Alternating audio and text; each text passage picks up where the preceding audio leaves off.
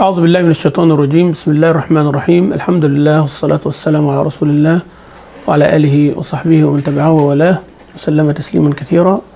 أما بعد, this خاطرة is about knowledge and dispensing the knowledge of Islam, how it is so honorable and important to spread the knowledge of Islam, but how dangerous it is when you put yourself in the position of a scholar or the mufti or someone who teaches others. Then you actually stepping in a completely different arena. Da'wah, inviting people to Islam, to the beauty of Islam in general. General da'wah is okay, is in everybody according to their level. But when you come to specific knowledge of Quran, for example, qira'at, the different styles of recitation, and you wanted to spread this among the people, you cannot spread it among the people. You are prohibited to spread it among the people unless you are certified by the people of that knowledge that you are qualified to spread it. Tafsir, you cannot open the Quran and say this is what Allah means unless you have the qualification to do so. I don't make tafsir, I'm not a mufassir. I just give you the opinions of the scholars.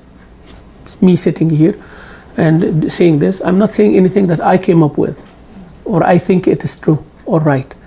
I'm telling you what is said. I have the tafsir in front of me when I'm talking to you.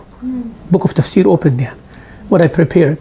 So I read tafsir 1, tafsir 2, tafsir 3, then I give you the juice from that. Now my opinion doesn't count in this because I'm not a mufassir, I'm not a scholar of tafsir. I might say this is my ijtihad in this according to what is said, tafsir bil ra'i yani, and I studied usul tafsir, the fundamentals of tafsir. I studied with scholars of tafsir, they give me ijaza in tafsir to narrate certain books and all that, but I don't call myself a mufassir, a person who interprets. And also those whom I quote, they over 1400 years they are perceived as the scholars of tafsir. I don't come to one of the so-called sheikhs now who say this ayah means this and he abandoned all what is said in the books of tafsir before and then I quote him. That would be because I have a certain desire on what he says. That's why I picked him. Even though there are 100,000 other sheikhs says the opposite and they say that he is wrong, yet I like, oh, he's a sheikh, he has a turban, he's a graduate of this, so this one is, why you choose this one and abandon 100,000 ones? Because you have a desire. Same thing applies to fiqh.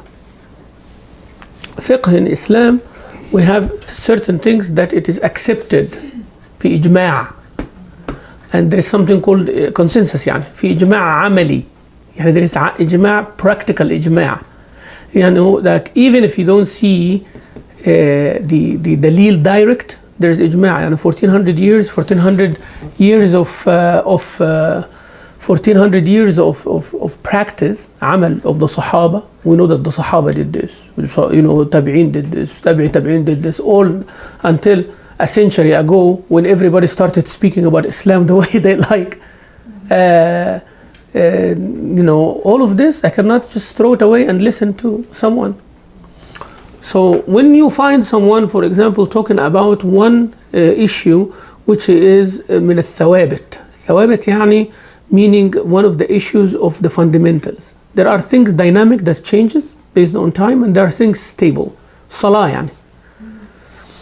And you kind of laugh at it a little bit. You find these respected scholars, very respected scholars, and when they come up with something and say this is the only way, the sunnah of the Prophet, and everything else is not right, what you find them talking about? Salah.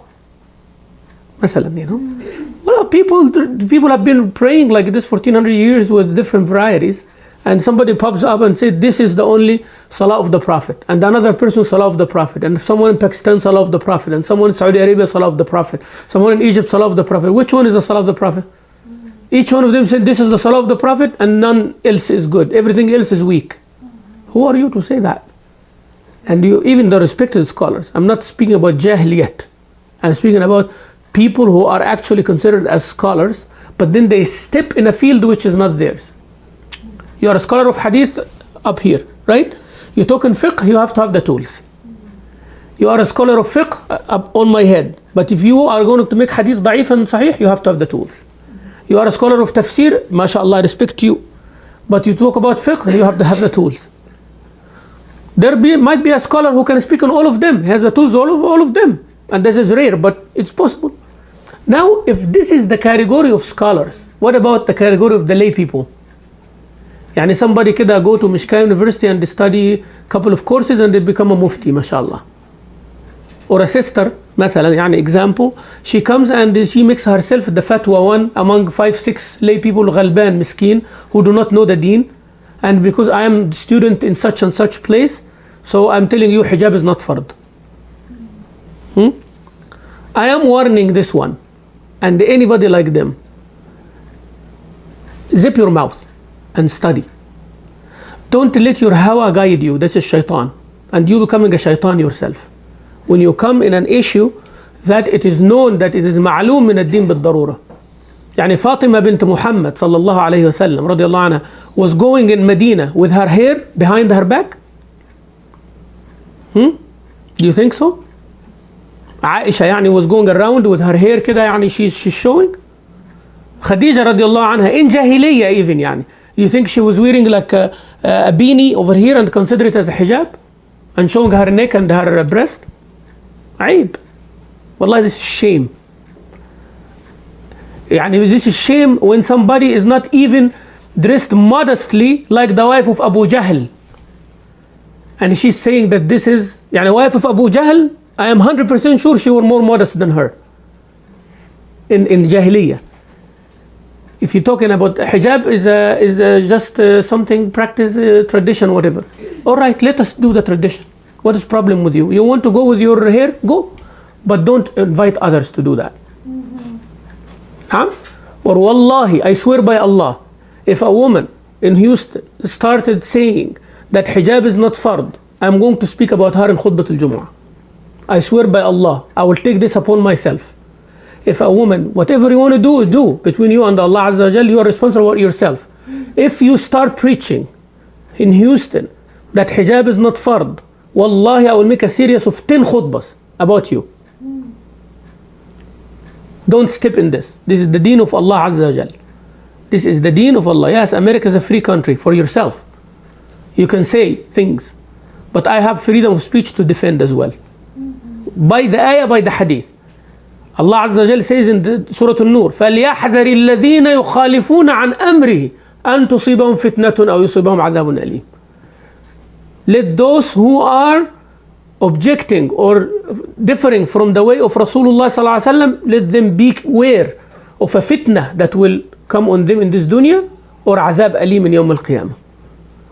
وما كان لمؤمن ولا مؤمنة. There is no choice for a Muslim, male or female, مؤمن ولا مؤمنة. إذا قضى الله ورسوله أمرا, when Allah and His Rasul establish an order, أن يكون لهم الخيرة من أمرهم, to have any choice. إنما كان قول المؤمنين, the statement of the مؤمنين, إذا دعوا إلى الله ورسوله ليحكم بينهم, to be invited, when they invited to Allah and His Rasul to judge among them, أن يقولوا سمعنا وأطعنا, that we hear and we obey Allah. So know your place, know your level, and stay there. You don't know how to read Quran, you cannot teach tajweed. You don't know what fiqh is, you cannot give fatwa to people. Leave the mufti, give the fatwa. Leave it to the shuyukh who has the tool, who spend all their life studying.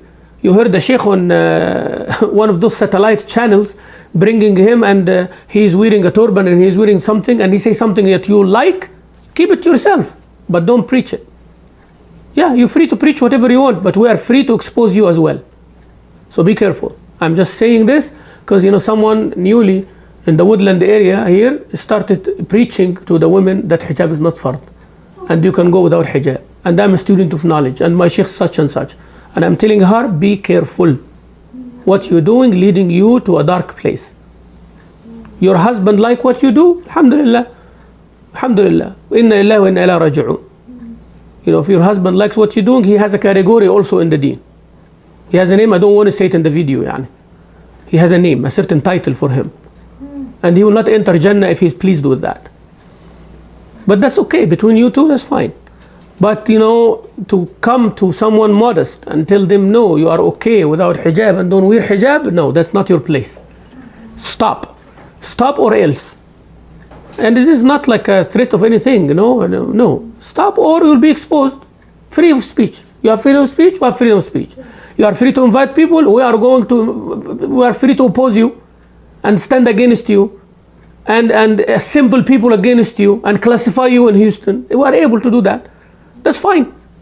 If you want to do this. Otherwise, just be a good student of knowledge and learn more. May Allah open your heart and guide you to the right path. And this is the last of what I want to say. This is the first warning and last warning. So I don't want to hear about this. I don't have any power over anyone to shut their mouth or do anything. The only power I have is warning. As Allah Azza wa Jal warned in the Quran, I'm warning. Right? This is not your place to give fatwa to people about things that it is known in the deen as fundamentals. Hijab is not the covering of the hair. I mentioned that many times. Hijab is not the covering of the hair. Covering of the hair is the khimar, is the thing that you put over your head. Right? Takhmir, yani covering. And there is a khimar for the man, there is khimar for the woman. Maybe this is, you don't know. The khimar of the man is not a fard on him. But khimar on the woman is a fard on her. Like it is fard on man to pray Jum'ah, but it's not fard on the woman. To go to the masjid, but it's not on the woman. There are many things. So man to cover his head or have like a ghutra or something like that, look like khimar, they wear like in certain countries, it's called khimar also. Because يخمر رأسه, يعني covering the head. It's fard for women but not for men. And Allah Azza wa Jal said it is fard. And the whole ummah and the whole fuqaha and all the scholars understood it like that. واحد بقى ضايع كده, somebody who's lost comes, even he is a sheikh or whatever he is, and he says hijab is not a fard and you don't do it. Oh, okay, even if it's a sunnah, I will still do it. But don't tell people don't do it. It's like you go and tell people don't pray the sunnah. It's not important. Would you do that? And even I don't agree with that. I'm not saying it's a sunnah. I'm just from the debate point of view. Would you go and advise people don't pray sunnah before zuhr or after zuhr? Don't pray the sunnah before fajr. Don't pray witr because it's not important. Can you say that to someone? No. So how come you saying about fard? The majority of the ummah says fard. ما شذ أحد إلا قريبا يعني nobody who came up with that except recently. So I ignore from Abu Bakr as-Siddiq radiallahu anhu all the way down to our scholars here and all Al-Azhar, Islamic University of Malaysia, Islamic University of Pakistan, Islamic University of Medina, all the scholars left and right. I ignore what they say from Abu Bakr as-Siddiq, from Rasulullah until now, that they took hijab as a fard and all of that and all the 4 imams, and I listen to you. Subhanallah, what a mess, right? Very poor person, who thinks that they are somebody. So stop, or it's not gonna look pretty. It's not gonna be nice. And the hijab, I'm going to speak about it from now on, everywhere in this town. I'll speak about it. And I still respect, and I say 2 different things. How we are brothers and sisters, and you right upon me as a sister in Islam, and me telling you what is right and wrong. There's 2 different things. Alright? It's nothing personal here. It is between us and Allah Azza wa Jal. Also, if you see me doing something wrong, you are going to say, Sheikh, according to Quran and Sunnah is wrong. You might be wrong in your assessment, but I have to listen to it. And I have to convince you, you're right or wrong. If you're right, I have to say, yes, you're right. That is not befitting of me. Right? That's not good. I made a mistake. Right? And I admit my mistake, no problem in public as well. But to think that I am against the sisters who are not wearing hijab, you're wrong. I'm against that act. Right? I'm against that act. And I'm telling you, may Allah guide you, will help you, will advise you, soften your heart, will teach you, will accept you the masjid, will do everything you want. Right? But this, I'm telling you what it is. I'm telling you what it is. Alright? But don't try to mix things. Don't try to mix things. All of us have defects.